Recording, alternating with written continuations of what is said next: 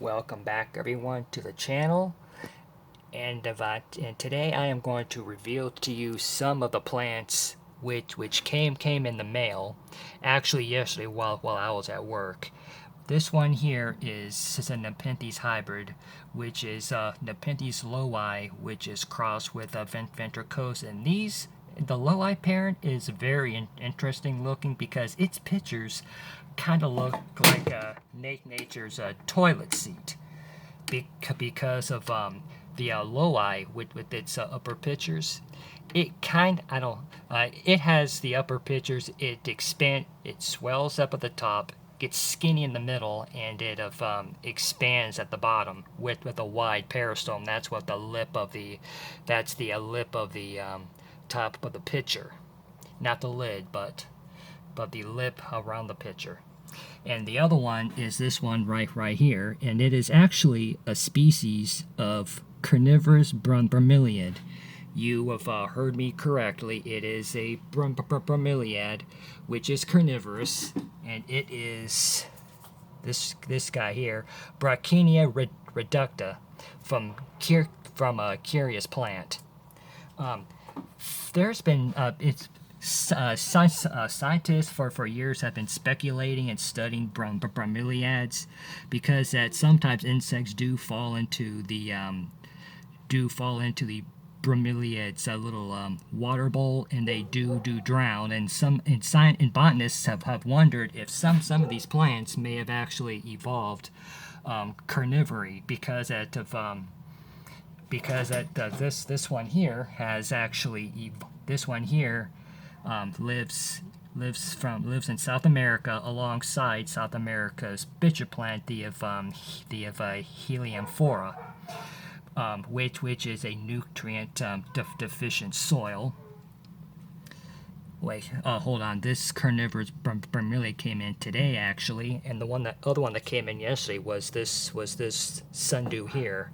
I don't know if I can get a good angle on it for you. I think that might look better. This one here is a sundew from South Africa. It is called Drosera slackii. It was discovered in the 1980s, and it was introduced by a very famous, well-known horticulturalist who dealt with carnivorous plants, named Adrian Slack. And like I said, I put in some of my plants which I currently had beforehand, like this spatulata over here, and this utricularia, and there's the other utricularia in the back over here. I have one more box of plants coming in from predatory plants. And the curious thing about the carnivorous bromeliad is that if anyone who's grown bromeliads before in the past, their style of reproduction isn't any different from the non-carnivorous ones.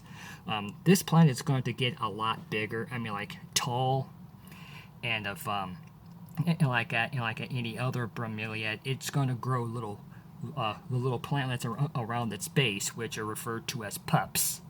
And these pups, once they develop roots, you can actually separate them, because in nature what they do is that once the pups get big enough, the parent plant is just going to die, and the pups are going to take its place. It's nothing that the person did. It's just the way it happens in nature.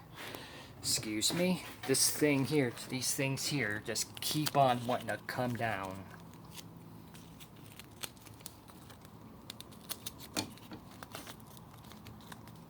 I used hooks, and the hooks don't want to stay attached.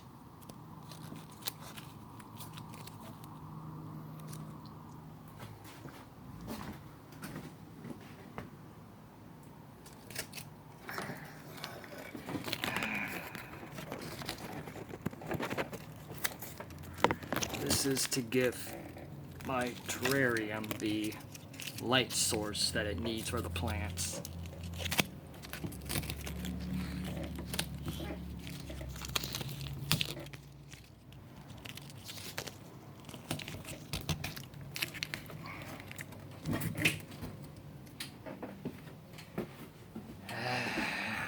gonna have to fix. I have to fix that later.